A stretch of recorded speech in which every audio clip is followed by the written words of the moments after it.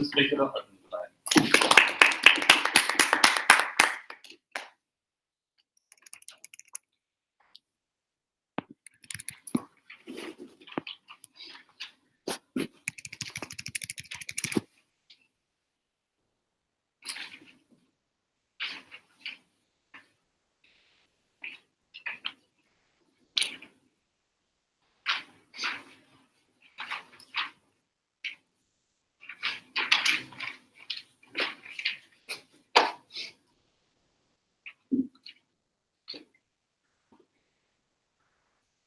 First thing to note that this is a regret debate, meaning this debate happens retrospectively, whereby Dilma Rousseff would not have been impeached and replaced by Mikhail Temir, her replacement, the person that went after her. She would have continued ruling in Affirmative's world, or rather in the world that this debate operates in. And we, from side Affirmative, would effectively prove to you that this is a more preferable world and more preferable chain of events for three primary reasons. The first reason is that punishing corruption is not an absolute good, meaning it can be trumped by other greater goods that we will eventually prove to you. Secondly, the replacements that replaced Dilma Rousseff actively made things worse for Brazil. And thirdly, Dilma Rousseff, had she continued her rule, would have made things marginally better for Brazil than what has happened in status quo. But before that, one point of parameter. There was no conclusive, so this debate operates in a world where there was no conclusive evidence to have impeached Dilma Rousseff, meaning the impeachment, or rather, meaning the impeachment that happened was because people on the court found a conclusive evidence to impeach her. So in order for this debate to happen, we would assume that this conclusive evidence was never found, but we can also assume that there have been rumors spreading about her potential corruption. But we would also like to know that Brazil, at that time, or rather even now, because it's a nascent democracy and because it's a developing country, is still rampant with corruption at all levels of the administration. So Dilma Rousseff was only like a pawn in the larger network of corruptive activities that was already happening at a particular time. But before that, before I move on to my substantives, just 3 points of status quo. Let's look at Brazil and analyze what are the greater observations that we need to absolutely know about Brazil at this point in time. Brazil has one of the highest levels of economic inequality in South America, and any politician that goes in would oftentimes emphasize their campaign on reversing or reducing economic inequality by improving, or by rather lifting people out of poverty levels, giving them economic upliftment, and improving access to education by that circumstance. Dilma Rousseff, mind you, was the most effective politician or leader when it came to implementing effective welfare reforms. The welfare program that she implemented is called Bolsa Familia, and Bolsa Familia is actually one of the most successful welfare reform campaigns or programs that was implemented in the history of the world. Economic students, especially those who study development economics, study it all over the world because of how effective it was. It was a form of conditional welfare. It's a conditional welfare aid program that was given to individuals below the poverty line, meaning the condition that was implemented was that if you have a child, you have to send your child to school to get access to the aid. And in a lot of circumstances, what families did was they, sacrifice things like gambling, things like buying drugs, for example, so they could send their kids to school in exchange to get welfare. And this happened cumulatively and, would conclusively reduce the level of inequality and reduce the poverty levels and levels of unemployment in the lower classes of individuals in Brazil. The third thing I would like to also note is that impeachment in Brazil is not done through public referendum, meaning it was not done exclusively through public or political will, meaning it was done exclusively in the chambers of the court system of Brazil. This has numerous implications that we will explain to you down the line of Affirmative's case. Firstly, in terms of the principle, was the impeachment a win for Brazil's justice system? Because we're going to prove to you at the end of this argument that punishing corruption is not an absolute good, right? But firstly, I'll posit to you that this was not an absolute win for Brazil's justice system, primarily because Dilma Rousseff was more likely than not scapegoated by the top brass of the Petrobras company that was involved in the corruption scandal, meaning she was one of the few individuals that was scapegoated and had all the blame put on for the corruption scandal that happened in the first place. So this means that justice was not meted out completely in the impeachment that happened a few years ago. But more importantly, we say that the purpose of impeachment is to get rid of the get rid of a leader who is unfit to lead a country and replace that leader with a better leader. But we will prove to you that the replacements got progressively worse, so therefore the impeachment should not have happened in the first place because it did not serve its function. But thirdly, we would rather trade off punishing a corrupt leader.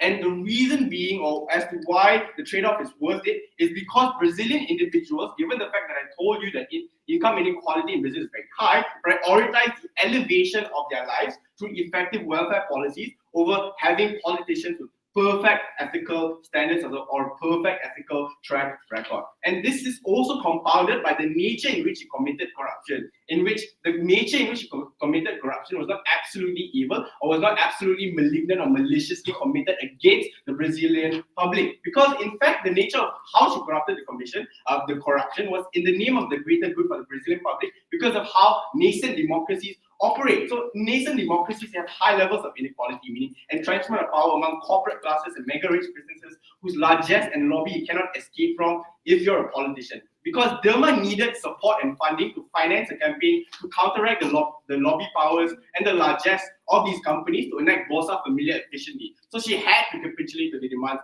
of Petrobras to some level of corruption to gain political expediency. We say that this is a worthy trade-off. Secondly, how did her replacement make things worse? There were two people that replaced her. The first replacement was Michel Temer, her vice president. And her vice president was worse than her for two reasons. Because firstly, he was just as corrupt as her because people found out that he was involved in scandals as well. But secondly, he never expounded upon the democratic socialist reforms that Dilma Rousseff implemented. So meaning he was corrupt and he had worse policies than Dilma Rousseff. But more importantly, he also eroded support for Bolsa Familia, meaning he reversed a lot of the reforms that Dilma Rousseff implemented. And this resulted in inequality levels marginally spiking back up after the rule of Dilma Rousseff. But secondly, it also culminated in the development of the festering of negative sentiment in public that was exploited by Jair Bolsonaro. And Jair Bolsonaro, what he did was he was a worse person than Michel Temer because he rode on toxic populist nationalist sentiment to exploit the dissatisfaction of the Brazilian public. He shifted the focus of the political landscape of Brazil from the actual problem of inequality to things like, firstly, reversing trade liberalization policies, which worsened the trade surplus of Brazil. Secondly, he increased military funding. He wanted to legalize gun ownership for Brazilians, which, mind you, are not important, right? We see that people were right to protest, but the protests were eclipsed and hijacked by this narrative. And Jair Bolsonaro, in plans to remove Bolsa Familia, has taken over the media to strengthen propaganda because he wants to maintain power. This distorts the public's view. And how political will is directed, meaning he effectively shifted away the people's attention away from reducing inequality in the next election cycle, meaning people will be voting for the wrong thing in the next election. Lastly, how does Dilma Rousseff improve things marginally better than her replacement? We say that this situation is unfortunate for the Brazilian public, but we need to choose the lesser evil for them. Because at least she allowed for media freedom. She allowed the media to openly scrutinize her, meaning the public, while she was ruling, in a better consensus over what was wrong with Brazil. She implemented economic reform to tackle inequality, which is the best welfare program that they implemented. Meaning, when she also ruled, this means that there would have been sustained political will to sustain her programs like Bolsa Familia, which would not have happened through her replacement, which did not happen through her replacement like Michel Temer and Jair Bolsonaro, who have actively worked against her welfare reforms that the Brazilian public very much need. I'm extremely proud of her. Excellent, thank you for that. I'd like to welcome up the president to say that. Thank you.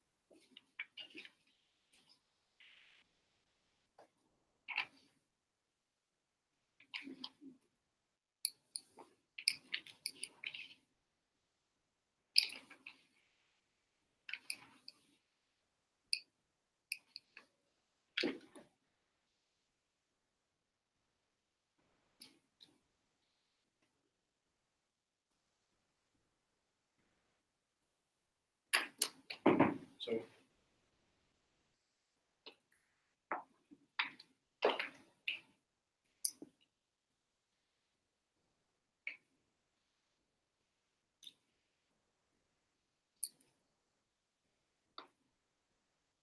Affirmative's entire case today wants to tell us that corruption is something that is necessarily good, and you should allow a leader that is corrupt to continue practicing the same activities that they're doing without being impeached from the position of head of state, right? So the biggest problem with this, in their own logic, is the first thing that will happen. It means you continue to give legitimacy to this leader to continue to stay in power, which means that they're able to continue with the corrupt practices that they're already carrying out in status quo, right?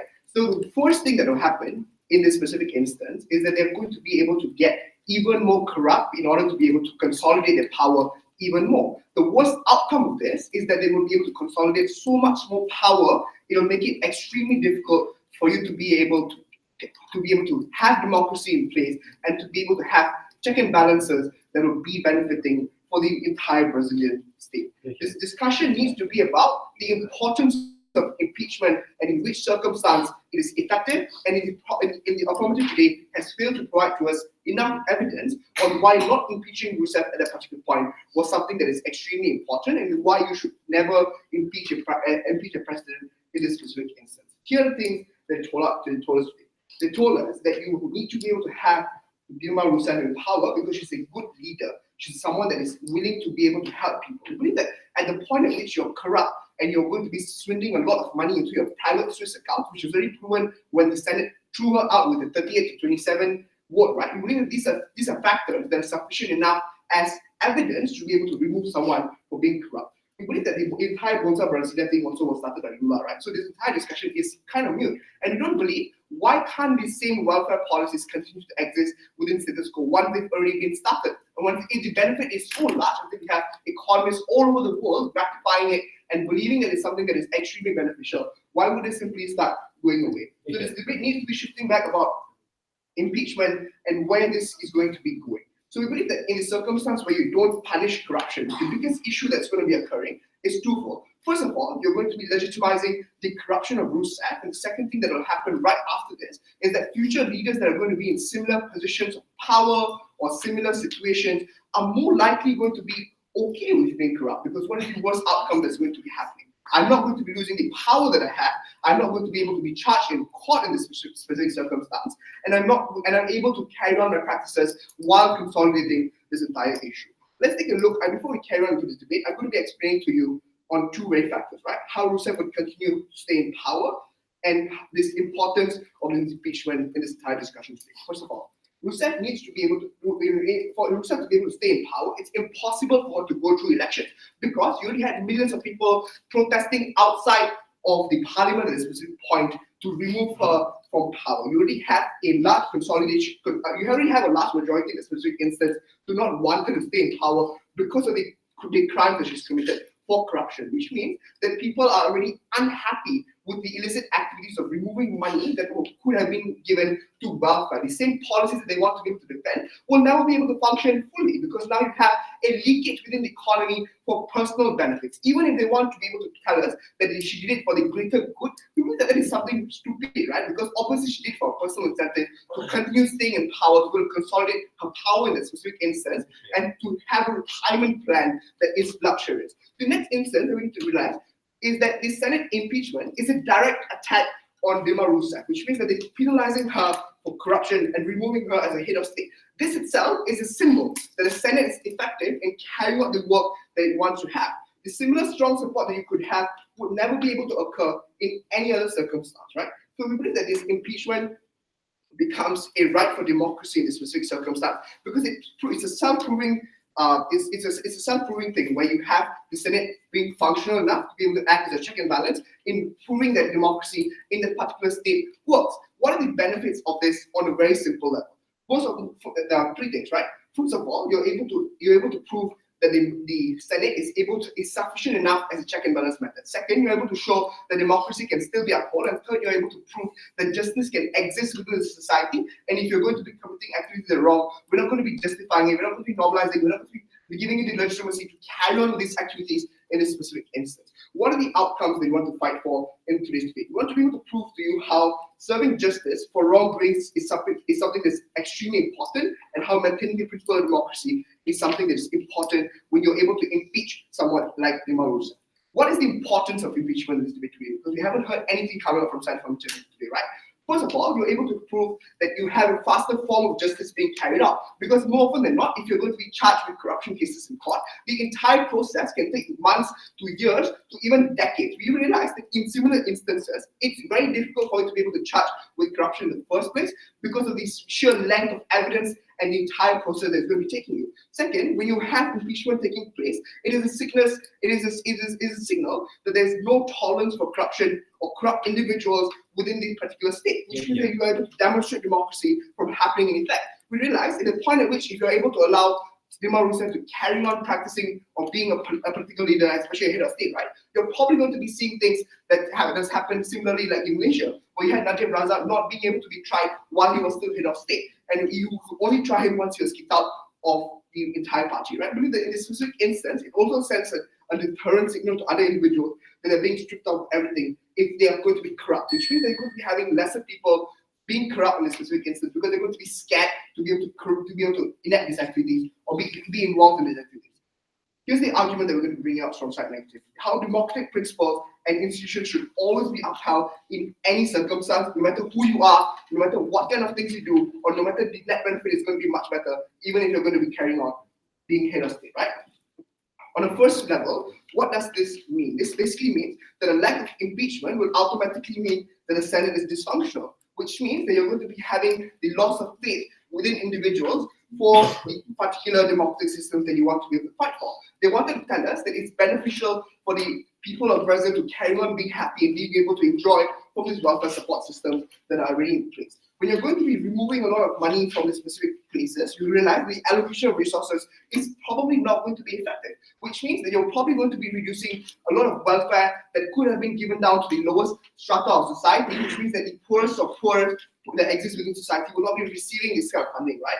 So which means that the biggest problem in the circumstance is that you're not able to uphold simple principle of impeachment, which is basically to be able to remove inadequate leaders. The entire intention that came up from Shawway today is very confusing because you wanted to tell us that when the Senate gives you an impeachment, is to remove from state or state because you do not like or prefer, right? We tell you that it's just because you're inadequate or the activities they're doing are insufficient, hurting the state as a whole, and these are things that you will never be able to get away with. The entire discussion today also needs to jump onto the benefits of impeachment in a specific instance that can be able to be trickled down from the specific instance, right? First of all, without this, you're never going to have the normalization of corruption to exist, which means that you're not going to be giving the legitimacy to future leaders to continue carrying out these activities. And the shorter times to serve justice in a specific instance means that you're also able to recover a lot more ground on this in the specific case, which means they're able to also recover the loss of welfare that could potentially be lost if you're going to be allowing Dilma Rousseff to exist. The second benefit that we told you today is they're able to allow an increase in check and balances to future regimes. For example, like Bolsonaro's regime today is probably going to be scrutinized a lot more than Dilma Rousseff's regime ever was. Yes. Excellent. Thank you for that. I'd like to welcome up the second permanent speaker.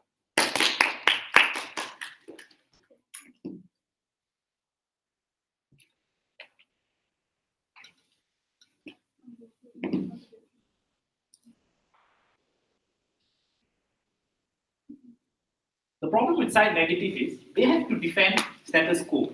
All of their argumentation that came out in first negative acts as if there has been a vacuum period between 2016 and 2019 since Dilma Rousseff was impeached. The idea is that now you provide legitimacy to corruption if you make this impeachment unsuccessful means it belies the idea that in status quo, her replacements are all corrupted, right? So let me walk you down the chain of events before I tell you what I'm going to do in today's debate. The first thing was when Dilma Rousseff was impeached based on the idea that she expedited budgeting laws within the Senate. The next thing happened after she was impeached was her acting vice president got into power, Michael Temer. At that point in time, after 2 years of finishing that process, a national election was held. At that point in time, when he was fighting the opposition, which was Bolsonaro, it was immediately found out that Temer misappropriated campaign finance laws and campaign funds, and he was effectively booted out from that election. Bali with no reasonable opposition against the nationalistic Bolsonaro with an amazing cult of personality, he went into power. And what has he done since then? First, he made impeachment not simple majority anymore. He made a two-third majority happen within the Senate. So the idea of where impeachment becomes harder happens in status quo, the world that you are defending. Secondly, he removed the opportunity for premiers to be taken into legal accountability in courts. A special court needed now to be formed with specific counsels on the suggestions of those in power and authority, which are selected by Bolsonaro himself. So this is how he effectively removes himself from being accountable. These are things that are happening in status quo, not in the void that Vishal talked to you about, right? As opposed to what would have happened, right? That's why we are the side that debated on likelihoods. So I'm going to talk to you about first, retroactively or retrospectively, what would we have looked like? But first, deconstructing this idea of the two burdens that they push among to themselves. The first, principle of democracy. Second, the protection of justice, the justice process, the criminal justice process. The first thing is, remember when Sharvin told you that impeachment is not done by public referendum. It means no one can facilitate an impeachment where the large people within that country can decide whether this person is unfit for state. Usually they have to wait till next elections, right? This is the problem with that idea, because if you defend the idea of democracy, you defend the idea of everyone's voices to be heard in deciding of something as major as this. That is why impeachment has largely been unsuccessful in any state in the world. That's why when Nixon was considered to be an absolute corrupt individual, we had to wait till he resigned. That is why Donald Trump, regardless of all the problems that he's facing, it's extremely difficult to impeach him.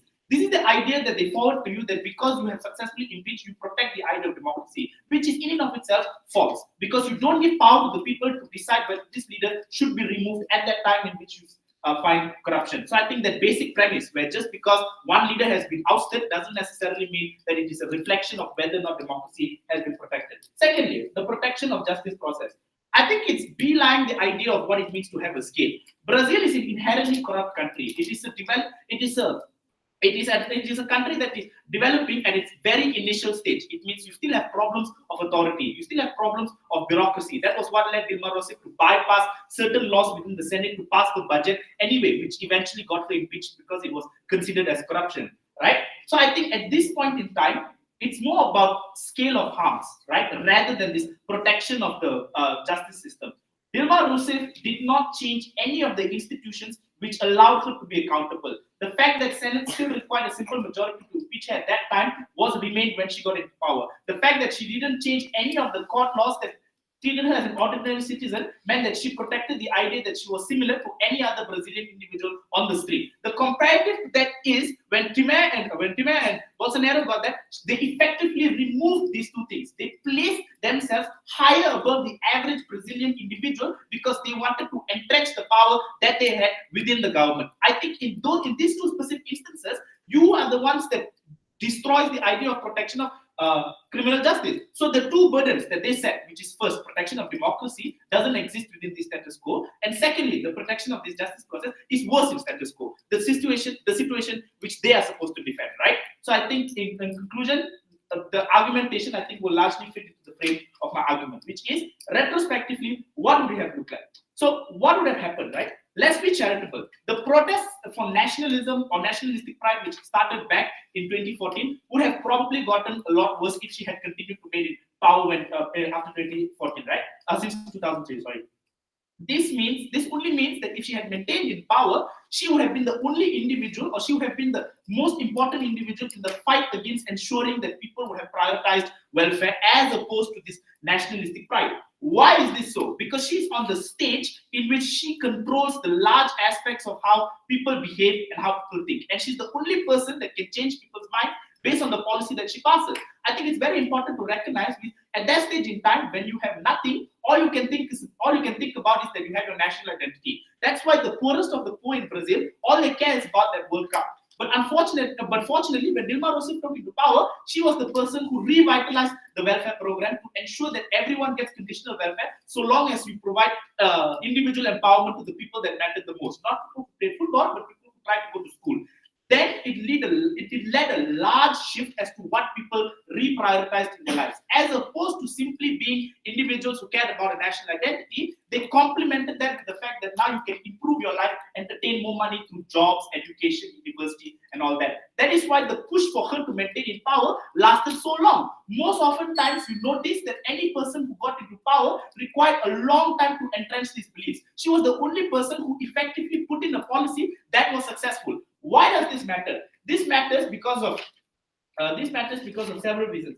First, it was better for the people in terms of outcome. That is why the protest against her when she was finally impeached or when criminal proceedings were provided against her, the protest was not against her, it was most for her. Only a very few select group of privileged individuals who believed in Bolsonaro's policies to ensure national identity, like legalizing gun against the drug war, was the individuals who supported this claim. What does this then prove? It proves that the impact and the idea of what principle she had was extremely important. Vishal tries to allude to you that the welfare program which is already in place will continue to happen.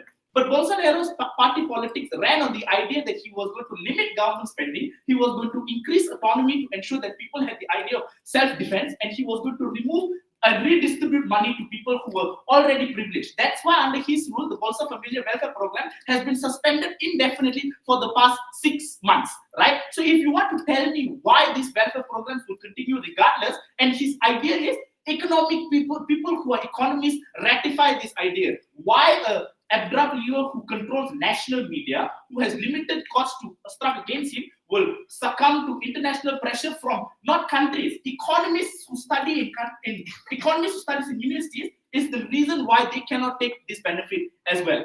All in all, I think it's extremely important that when Shavin told you the idea of corruption is not as important in a country that is developing at this point in time, we told you why Dilma Rousseff was the individual who was making this change to happen, why she was reprioritizing things like liberty, education, and the freedom of thought. And we told you why all the alternatives that have existed in status quo do not show any trend of improving better. In fact, the moment she was impeached, corruption became more normalized, right? That is the sole reason why today we take this debate. For those reasons, very proud to be inside negative.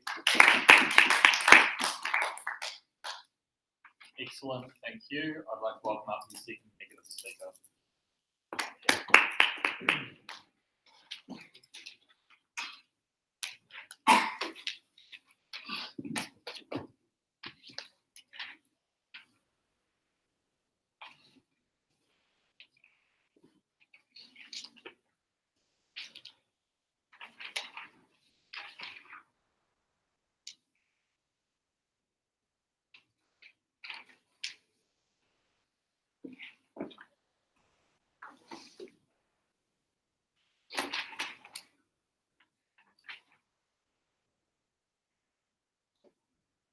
As today's debate progresses, it's important to keep in mind what exactly is the difference that today's debate will bring. Meaning that today's harms and benefits must be weighed in both the short-term and long-term benefit. It must be weighed in what exactly are the short-term principles, the long-term principles that we are compromising and allowing, what exactly are the benefits that we trade off. That being said, let me show you why the benefits that we are going to trade off are better than the ones of side Affirmative. I'm going to do my rebuttals very simply because they hold one simple burden to integrate. They have to prove to you why only and when only Dilma Rousseff stays in power, will these benefits continue and will these benefits then increase? I think this is a really hard burden that I'll prove to you why they don't prove. Because let me understand this, that they misrepresented my first speaker's argument on impeachment, understanding that we told you the big difference between impeachment and elections, meaning that yes, it is not a democratic right, but it's an important principle towards a democratic process. Understand this, that there's importance towards corruption, meaning that when Ram came out and told you that, the replacement is so much more, has a great personality, is able to influence people, this is the exact reason of why impeachment is important. Because understand that why people should never decide on a particular person's corruption charges because through election is simply because of the ability of politicians to be able to influence people. Meaning that if this had led to an election, Dilma Rousseff would easily be able to manipulate the minds of people through her welfare systems, and people would not be able to focus on corruption. And this is the importance that only through impeachment and only a Senate can particularly remove, because understanding the difference that corruption brings, and this was what today's debate was about. How exactly corruption is something that is difficult for people to vote out on, and how a Senate has particularly done. And we give you structural reasons to why exactly in of itself in the status quo, it's difficult for people to be impeached in of itself and something that we have to value. But what did they tell you? They want to tell you on how exactly there's a trend analysis to this. Understand why exactly that their benefits are not particularly mutually exclusive to her. Because we've already told you on how the continuation of the idea of welfare systems was a continuation of UN 2003. this threat analysis proves that this was a party's continuation of an ideology, meaning it's highly possible that the next of kin towards this particular party will already be able to continue this particular benefit, meaning that her ideas were not in and of itself hers and not something that she can only carry out. Let's understand what exactly is the dynamics of her programs and why there's incentive need for these things to happen. Because understand that there already is an inherent need for these things to continue, meaning that it's not less likely that people from the opposition party will also carry this up. Secondly, understand there's already a current backlash within the status quo, meaning that it's more likely than not that people will be able to push for these current things. And thirdly, more importantly, understand that the things that the welfare system, which the previous speaker talked about, are things which have already been structurally developed, meaning it's not difficult for you to continue this particular rise, it's not difficult for you to continue. Maybe you may have less influence because those were something that you did not initially lead, but it's something that's easily able to continue, it's something that people will still be able to carry. Meaning that the conclusion of this rebuttal is that the benefits that they talked about are not something that are mutually exclusive to her and you still will be able to talk about. But what exactly were their responses to our impeachment? Because they only talked to you about the problems. Understand the precedent we talked about. This is defending my first speaker's argument. Understanding the difference in removing this precedent that impeachment has. Because when you talk about all the problems that happen these days go, removing the precedent of impeachment makes it so much more harder for you to be able to charge people for corruption, makes it so much more harder for the democratic process to continue going on. My further rebuttals will be integrated into my argument. I have only one simple argument to talk about today's debate. I'm going to talk about how exactly you make, what exactly the world will look like in debate and why is this in this debate and why exactly it's much more harder. Because understand how the world progresses when we live in the world of side affirmative. Understand that corruption is a bubble that can only get bigger, meaning that it is more likely than not that if Dilma had stayed in power, as my first speaker stated, this corruption is only going to increase larger and larger. Removing the possibility of impeachment, meaning that you only leave the last alternative for these people to ever come out, is through elections. Why is this particularly harmful and why is this harmful for the development of Brazil as a whole? Because when this bubble gets even bigger before it bursts, understand that the corruption that happens here increases the amount of debt within the country, meaning that it's harder for you to impeach, meaning that if you want to talk about how there's a problem within, keep changing the court systems, understanding that impeachment is the only form of line of defense to actually preventing these people from preventing people who are inadequate of taking office without being able to sway the minds of people. Understand that elections are not a way for you to be able to remove inadequate people.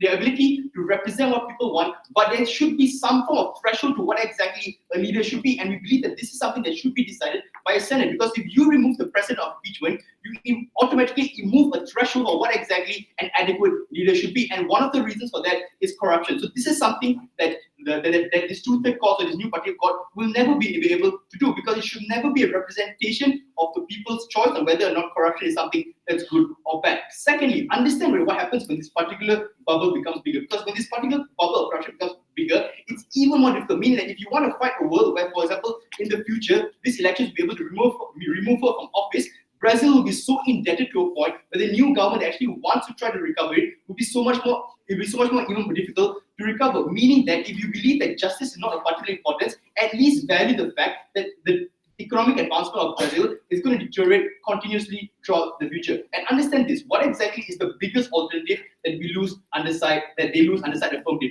They lose the power of people to be able to protest. Because understand that what led to this impeachment in the first place was people's protesting. Understand when this corruption continues or when this leader gains even more traction, people become poorer and the backlash, people's ability to actually protest or backlash becomes so much more less and marginal. And why is this particularly problematic? Because this leads towards elections, meaning that if we allow for a particular leader to continue to rule or continue to be able to thrive within a system like this, it only means that Dilma will never ever get replaced. The reason for this is, why exactly is there a comparison between the two harms here? Because let's talk about the benefits that they want to bring about. They talk about the benefits that happen to this particular leader, or the harm that happen to this particular leader is he's progressive. These are values or these are traits which can easily be changed within a democratic system. Understand that the difference that we talk about underside negative is about treating this system with the authority that is necessary. Meaning that if we treat this system with a way in which we allow it to be diminished, in which we allow it not to have the weightage that it has, it harms the entire process of us preventing the present of current politicians that bring you. Meaning that the special cause of these two-third majorities that happen under their side will never be able to protect people towards corrupt charges, simply because people will never be able to represent, people will never be able to step up enough. Understanding that enough itself, that the context is set into this debate, is how impeachment is something that's hard to happen. Meaning that oftentimes they're not, there are ways for people to debate this. Oftentimes they're not, there are ways for courts to be able to evade this form of impeachment, mean that this kind of impeachment that happened within Brazil is something that we must value and cherish in order for Brazil's democracy to pass. Meaning that it's important for us to understand what exactly are we trading off to this debate and what exactly is the larger benefit here. When we see that side, affirmative can only talk about benefits which are not particularly mutually exclusive to a particular leader, but diminishes a system which allows corrupt leaders not to thrive or allows corrupt leaders to be able to have some form of check and balance as to what they do. It is something we have to value, even if it may bring short-term harms of not being able to get the garner benefits of this welfare in of itself. We told you on why exactly there are structural reasons to why these welfare systems or why these welfare benefits will have an inherent benefit or have inherent reason to continue to progress in the future. But corruption is something that is not something in which we can cause. Because understand this, that if Dilma is not charged for corruption, meaning that if she reaches a point in which this bubble is about to explode, she will simply step down. Meaning that everything that she stood for, all the wrong that she stood for, will either be passed to a new government or forgotten. Meaning that we can never say that the system within Brazil itself has a form of check and balances against corruption or against the wrongdoings that happen here. Meaning that the kinds of harms that happen on the outside are so much far worse because it's something that affects people of Brazil with a long time on a democratic and a principal level. For all Australians, I beg to propose.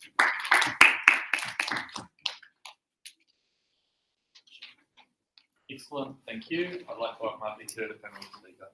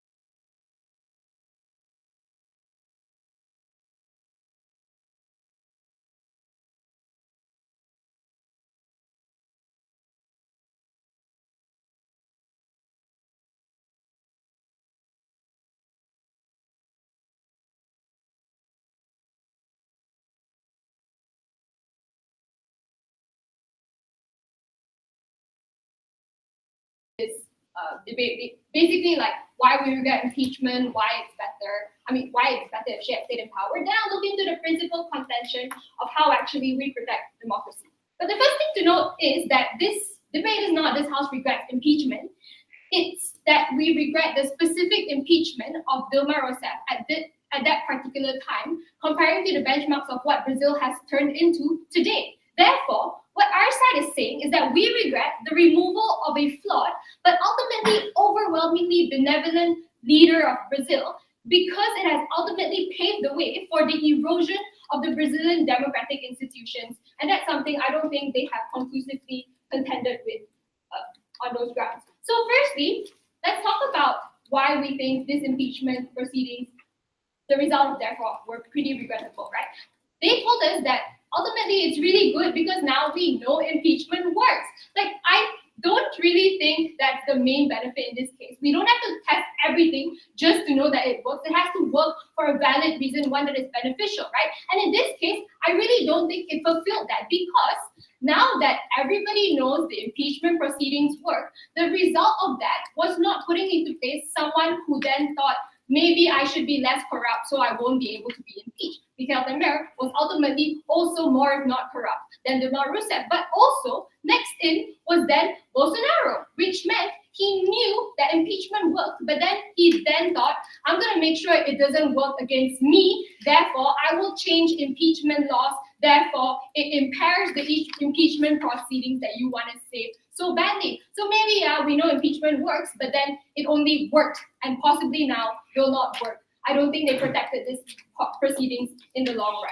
But then let's talk about accountability, right? Because ultimately, impeachment means that you hold the person standing in office to a higher level of accountability. And we agree with those benefits in general. But specifically, We don't think the impeachment of Dilma Rousseff increased accountability of public office. Why? The first reason to tell you is that the problem of corruption in Brazil is so systemic that whatever replacement was available was ultimately also corrupt. Therefore, it wasn't an idiosyncratic problem. It was a systemic one that did not go away just because you impeach one individual. But the second thing to note is that of the repeated removals or changing of offices that happened after Dilma Rousseff built a lot of public fatigue and also fostered a lot of anti-establishment sentiments because the public simply just lost faith in anybody who was currently in power, or so to speak. And this means that it made way for Bolsonaro, who then very strategically capitalized on these public sentiments through the things that we talked to you about, right? Things like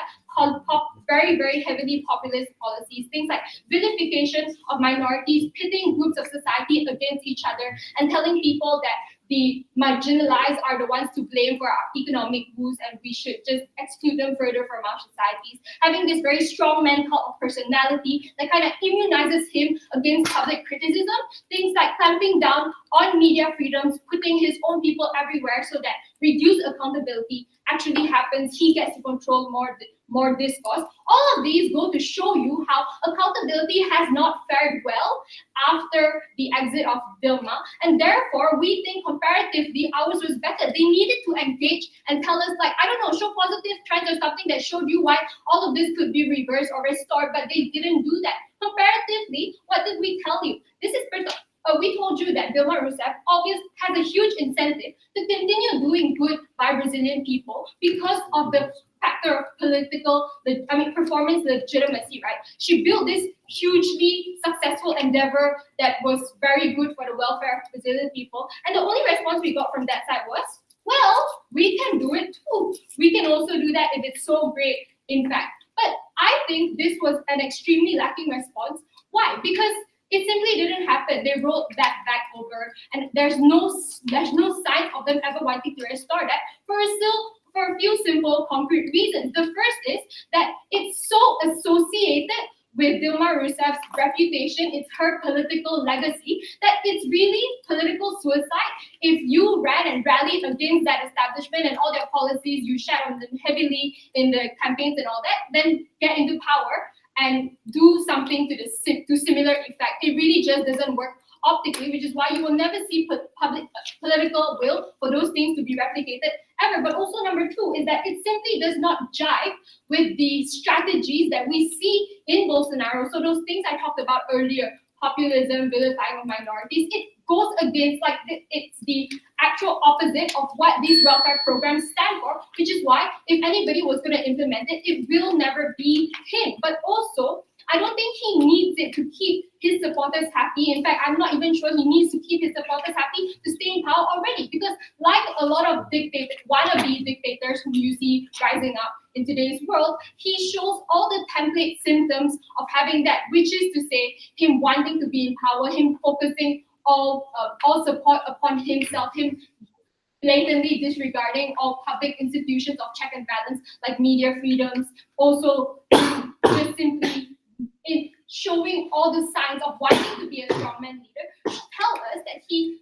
probably is not going to be interested in abiding by performance legitimacy. And this performance legitimacy, while it is flawed, because it also allows people to do bad things like corruption, so long as they can satisfy the public, is one that's far better than having another form of accountability, which really just is non-existent in their world. So therefore, I think what they needed to do is show us how their way of assessing Bolsonaro would be better than ours. They failed to do that. The last part of this debate is the principle one.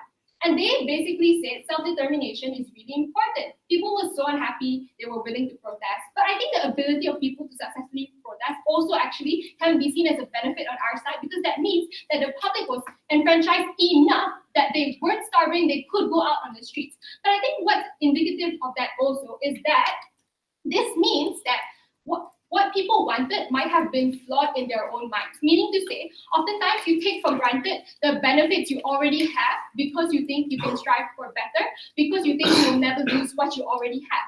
I think in this instance, the people of Brazil at that time felt that their grip on those welfare benefits was strong enough that they could take down bigger things like corruption.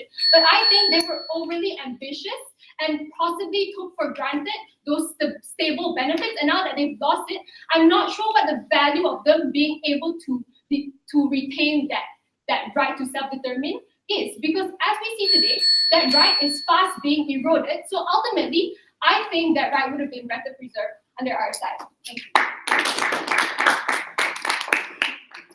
Thank you. I'd like to welcome the English speaker.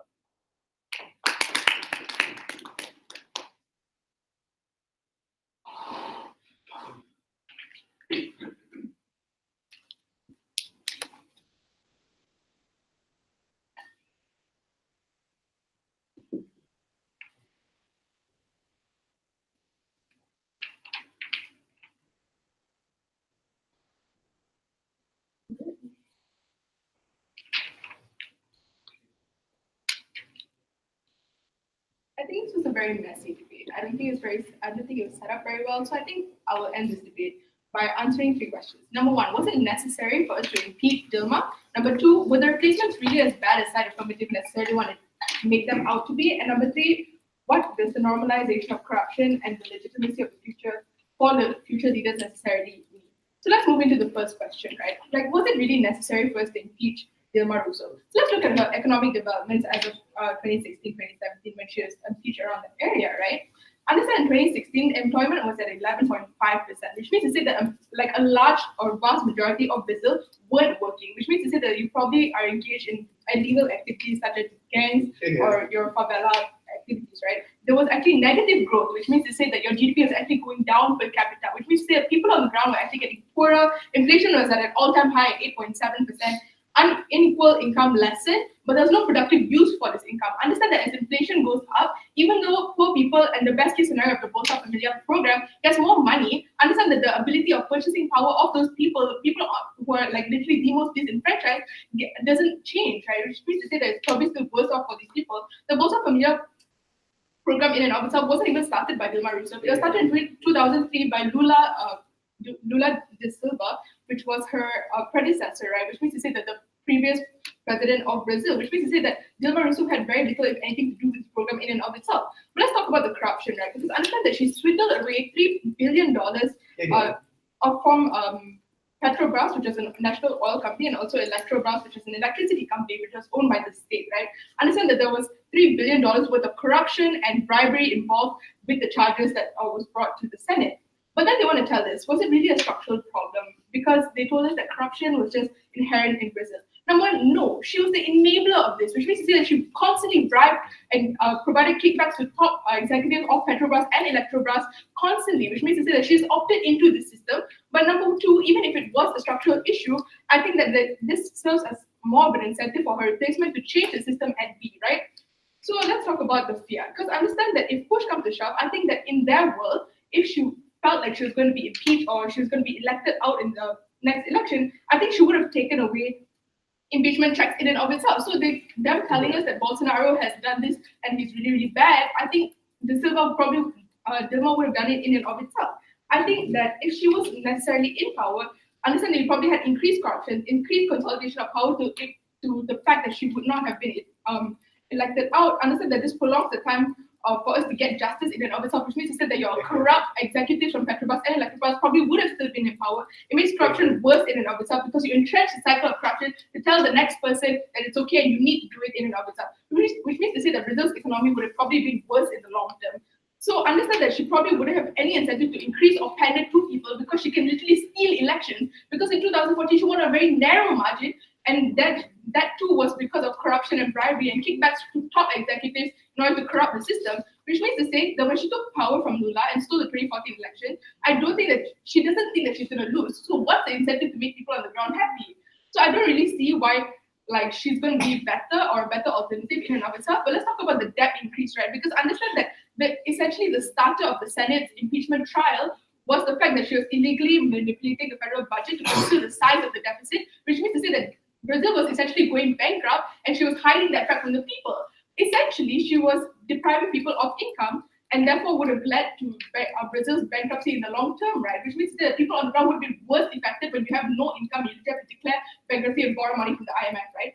I think that when you talk about, oh, but then they want to tell us that she actually did some good, guys, and that's a worthy trade-off. I think people on the ground were already unhappy with Rousseff when they actually got like positive material to say that she was actually corrupting, where she was actually providing kickbacks and corruption to these high-level officials, and understand that no amount of good work or welfare will legitimize corruption in and of itself, and understand that it's not good for us to work to conceal of the principle. Oh yeah, so understand the principle of democracy still stands at the end of the day. So let's talk about the comparative on our world, right? So understand that. So understand the comparative on their world would have been that there's no check and balance, which means to say that she probably couldn't have been voted out, considering she could have like literally stolen the election. Understand that initially when people didn't believe or did not have evidence of her corruption, they were behind her. They really did like Dilma Rousseff, but in August when they did find out that there were actually like legitimate papers to say that like she was corrupt, she was involved in the system of corruption, people protested outside the Senate building because they really wanted her to get impeached, right? Which means that when people knew they didn't want your bolso familiar family, they didn't want to take corrupt money because they understand that was just a token in and of itself, and there was very little to push for other programs. The next president probably can't stay in power or couldn't have strayed away from the corruption in and of itself, because understand that if she were to be elected out, which is the best case scenario, and someone else would have taken power, the person still had to pander to a system of corruption, which means that probably still have to give kickbacks to your Petrobras and Electrobras officials. Understand that there also would have been less power to the system. Understand that on our side, that you probably still get more power to the Senate, which means to say that you give the Senate the power to suspend her, to try her, and then to impeach her, right? So let's talk about, were replacements necessarily worse? Oh yeah, understand that also they did not engage with Bishop's principle of democracy because they traded off for better outcomes. So as long as I can show you that we have better outcomes, then essentially Affirmative's case has failed. Let's talk about Michael Temer, right? Understand that this was the person who took power after like Dilma was ousted, right? So understand that he was mostly a centrist, which means to say that I think that his policies would have probably been better, and he was part of the opposition PMDP party, which means to say that I don't think that he has the incentive to take away very good programs in and of itself. But understand what was the importance of him taking over, because once she was impeached, then the Brazil Prosecutor General had the power to bring forward charges. They brought forward charges towards Lula, Rousseff, and other Worker Party officials in 2016. They also brought charges of corruption and bribery towards Michael Temer in and of itself, which is the reason why he didn't control power, which is why you have literally shifted the power to the people or the Prosecutor General in and of itself. Let's talk about Bolsonaro, because when tell us he's really bad, guys, and he would have been the worst option. And understand that when Bolsonaro was in power, like elections would still run. He ran on nationalist ideas against gangs. He was willing to deforest the Brazilian forest in and of itself to increase the GDP, which was probably a subset of the debt that he has acquired due to Dilma's mismanagement of funds. But understand that impeachment can still probably happen in Brazil, considering there's already precedent for it. Like the first democratically elected person, Fernando Collor de Mello in 1989 was also impeached, and then Dilma Rousseff was also impeached. So like I think there's already precedent for this. But if let's say he took away all these checks, right, understand that he can still be elected out. His party may have ousted him anyway, considering if he was found to be so corrupt that his party just like thought that they wanted to keep power by replacing him. I think they can still do that. Number three, we can still elect him out, evenly distribute income. Just understand that's within his power or within his interest, because the rhetoric of Brazilians first, and that's what he necessarily ran on, which means to say that he needs to deliver in order to keep power. Understand that he also gave a lot of he's also passed a lot of good programs. If you say that he provided a lot of grants for people in Brazil to start businesses. Also, there have been trends between the slums and literally the main area of Brazil, so that people can literally go to the main area where businesses necessarily occur and start businesses and work there and get and move away from gangs and gang wars, right? So even if they didn't continue the Bolsa Familia program, it doesn't necessarily matter, because number one, it's suspended. Number two, you paved the way for other programs, which means to say that you focus on things like export, decrease gang membership, and decrease inflation. With all that, I think we're proud of the society.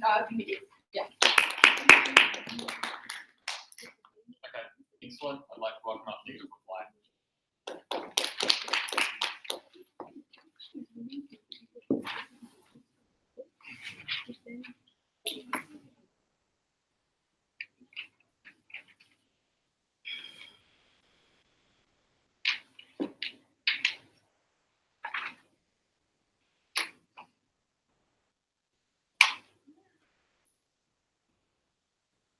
I think no amounts of short-term welfare or no amounts of incentive of welfare could ever compare the long-term harms of a failed state, the long-term harms that corruption does to the problems in a democratic country, the problems that it brings towards the state in the long term. Let me tell you very simply why side affirmative loses this debate. Let me tell you two reasons. Number one, why they lose based on the principle and why they lose based on the tangible benefits in which they get. Because they have a burden to prove to you why the benefits that have happened before can only continue with Dilma, or rather are totally gone without her. I'm telling you why this is wrong. I'm going to prove why we prove the burden of maintaining this benefit. Let's understand what were the harms we told you about. We told you that today's debate is about impeachment, but particularly what the narrative brings. Understand that we're talking about corruption here. Understand that we context in which today's debate was debated on how corruption is something that is short-term and something that is not easily taken away because it's often overshadowed with elections. We told you the importance or the inherent benefit that impeachment can only be brought, that this can only be taken down through impeachment. Now let's talk about their benefits, why this can never compare to what we talked about. Because let's talk about what happens if the welfare does continue and the welfare does not continue. If the welfare continues, we told you why this already will happen. This is more likely to happen. We told you how it is party related. We told you how people, how politicians already have a natural incentive to care about the welfare of people. We told you how politicians already have a structural basis for them to care about this. These are all reasons in which we told you on why it's more often times than not, her welfare systems are more likely to be materialized in the long term for Brazil. But even if you want to take them at their best case, on where, for example, this welfare will not continue, we tell you how in the long term this bubble becomes even bigger. This bubble of corruption becomes even bigger and will face the same problem in the future. But what's the difference? The difference is we will not have the check and balance of impeachment to save us stand. Meaning that when we see the welfare is already a known problem, it is fine for us to trade this off in the very worst case scenario. It is fine for us to look past this and ensure that we maintain a system that keeps people in check. And larger, why do we fail on the principle of this? Because this is what hinges on the premise of all the argumentations on whether this will bring a long-term benefit to Brazil at the end of the day. Because no amount of welfare could ever compare to corruption.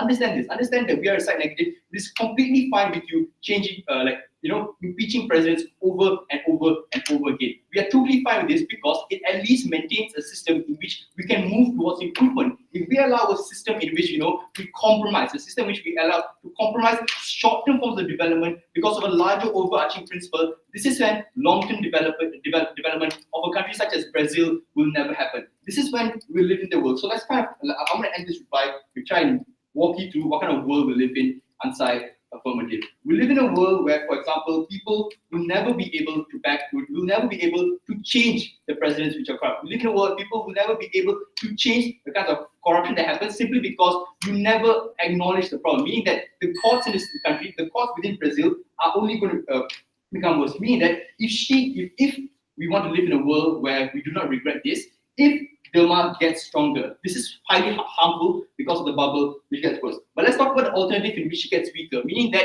she does continue, or people continue to backlash against her, but there's never a system to get her out. This is when you have defective policies. This is when you have a system which people cannot protest, where elections are biased, and where you do not have a court system, a Senate that can take her out through impeachment. This is when you have a failed state. I would trade anything off. I would trade short-term economic development. I would trade off any forms of life to make sure that long-term development for Brazil is maintained. And this can only be maintained if we make sure the principle of impeachment is maintained so that the development and the future of Brazil is protected. For all these reasons, I've never been prouder to read.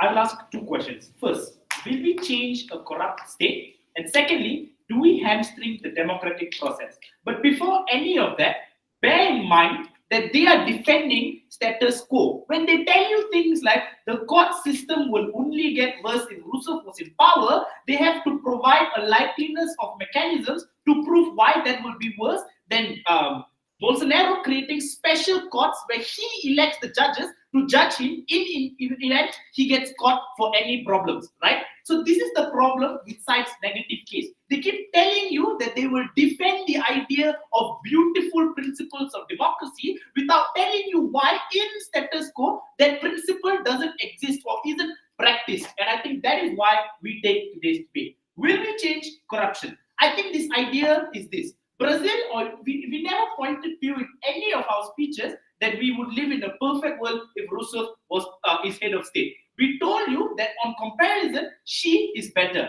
And us belying the fact that Misha gives you new context in the third. The first response is this. She gives you statistics from 2017, which is a little year and a half after Rousseff has been impeached. Secondly, it's extremely convenient by not talking about what's happening now. Brazil is only second in terms of inflation behind Venezuela, where the currency of Dota is bigger than that state, right? So I think in those times and cases, status quo is worse than that position in which Rousseff was head of state. Why this is brought forward extremely late in the debate is secondary. Thirdly, she weighs that against by telling you that Bolsonaro has impacted this policy, he has created SMEs. At best case, if you buy these ideas and you also weigh against the things that have already been established, which was he is a corrupted individual, this is a concession that as long as you provide outcomes, we are happy to have you if you are corrupted, which works in our case too. The only difference was on a comparative scale, we told you that Rousseff utilized corruption to ensure that she could benefit the people better than Bolsonaro and Temer ever did. Second question, do we hamstring democracy? In the words of Misha, if Bolsonaro is such a bad person, let's elect him out. But apparently, the same cannot be applied to Rousseff. The moment you deny her impeachment, she will be in power forever. Nothing will change. She will create court. She will create this. The fundamental principle or premise of this is Bolsonaro has already done that. It's impossible to impeach him right now. It's so difficult to keep him accountable. The fact of the matter is he controls news media. There's only one channel that's playing in Brazilian TV, and it's the channel that shows him talking about national identity. I think this is the problem that exists in their case. The idea of democracy that exists in Brazil at this current context is protected by an individual who's providing you the opportunity to be free and to have liberty. When you have the idea, when you tell people that you can only get welfare if you prioritize the education of your children, is when they gain that access to education, is when they gain the access to university and gain the access to self-determination, and then decide upon themselves what is the principles of democracy that an entire country fights for, as opposed to an individual who sits in the biggest seat in the country and tells you this is what you should think, this is what you should prioritize, this is not what you think is right, therefore keep voting for me, right? They don't tell you why people will put Bolsonaro out. That's why in 3 years of economic ruin, he is still in a position of power because it's extremely difficult to do anything against him. So belying that fact and taking their premise at the best case, if Rousseff was such a horrible person and she created all of these problems, they would have just voted her out at some point, right? So why does that matter? Why she's going to stay in power for a very long time is important. Is finally, in the end, the utility of corruption is this: in a place where it's corrupt and you make impeachment difficult, what would a politician react? Either he fears the people or either he makes impeachment impossible. Rousseff didn't do that. She feared the people. She should have stayed in power. Very proud to be on this. Cool, thank you again for both teams. Invite you across the board to shake hands, and then everyone likes to leave the room. We'll deliberate. Thank